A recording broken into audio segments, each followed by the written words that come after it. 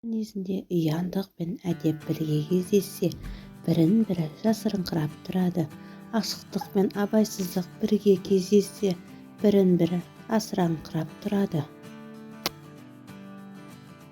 Дала қызын назданған, еркелігінде мұны да бар, жігері де бар.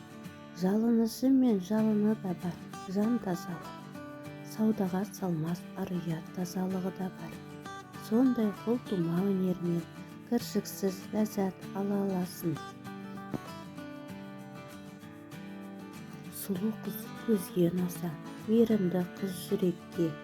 Алғашқысы жақсы дене болса, екіншісі сарқылмас байлық секілді. Қыз көйлегінің етегі тізеден жоғарғы шықпауы керек. Себебі қыздың жалаңаш жеріне көп көзінің құрты түскіш келеді. Ал халықта есті қыз етегін қымтап ұстар деген мақал бар.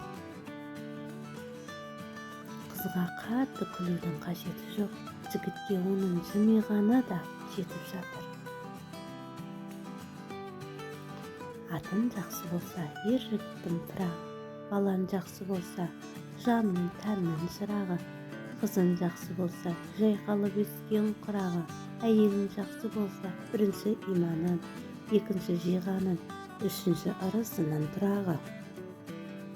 Қызда қылық болмаса, құр шырайдан не пайда? Ерге дәулет бітпесе, шүлдіреген қызыл тілден не пайда? Түйе мойнын тұз кесер, жігіт мойнын қыз кесер. Қазақ айтады, қызың жақсы болса, бір бақыт, ұлың жақсы болса, мың бақыт, келінің жақсы болса, шын бақыт. Қыз ақылды болады, болғысы келсе, шыдамды болады, қолынан келсе, сұлу болады, уақыт берсе, батыр болады, сынға түссе, адал жар болады, жары сүйсе.